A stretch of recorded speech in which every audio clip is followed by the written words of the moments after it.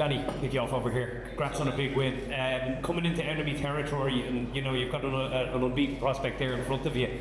Did you feel like you were maybe being looked upon as the B side ahead of this fight? Yeah, a little bit. You know, I came in to the UFC as a prospect myself, and you know, I've been fighting nothing but tough guys since Josh Kulibau, you know, all the way to Vallejos, you know. So them giving me credits, it's just a testament of how much they've been testing me. Fighters use different ways to maybe get themselves up for putting in a hard work over the course of a training camp.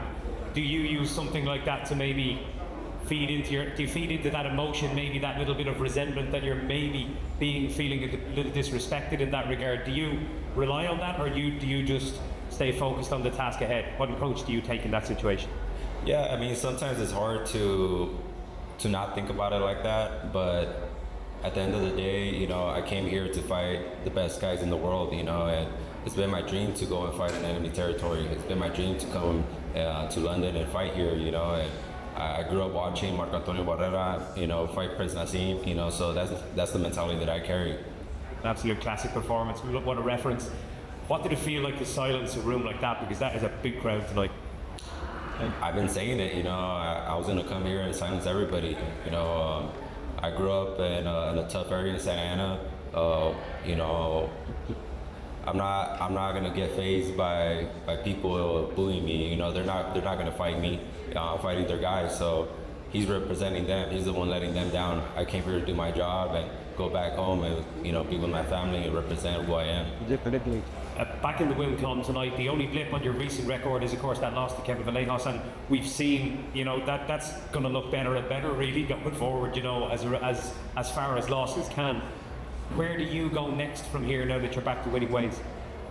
Yeah, just doing what I'm doing, you know, like for this camp, one of my closest teammates, Richie Miranda, he's the LFA 155 champion, helped me out a lot. You know, he's a lot bigger than Curtis. I have Jacob Rosales. He's just guys, you know, Cup Swanson. You know, the team bloodline is so versatile. We have so many great fighters in our team, and I got a new coach, Trevor Serrano. So I'm just happy, you know. I'm doing all the right things to keep moving forward, you know, and whoever they want to give me, I'll be ready, you know, just like how I was today. Congrats again, man. Thank you. Danny, to your right. So, man. I feel like in the build-up, Curtis was getting a lot of push. He was doing a lot of media. The UFC were really pushing Curtis as his next potential star. So being Curtis the way you did, that made that victory that extra little bit sweet.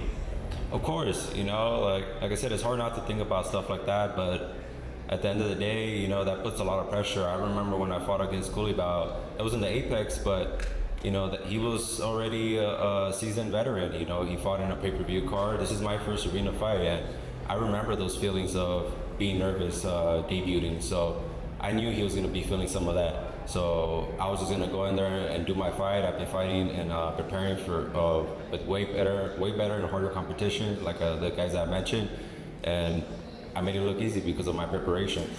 You mentioned that's your first arena fight. I know it's the enemy territory, but what was that experience like, having your first arena fight? Everything that I dreamed of, you know. I been talking to a good buddy of mine in the UFC staff, and he's been helping me out with just soaking everything in, every aspect of the sport. And it was gonna be hard to stay as a killer walking out and then, you know, keep doing that all the way to the cage. But he told me just, hey, embrace that moment, walking out, listen to your music, feel the energy, feel the boos, feel some of the cheers that they have for you. And once you go into the cage, Puma time, you know.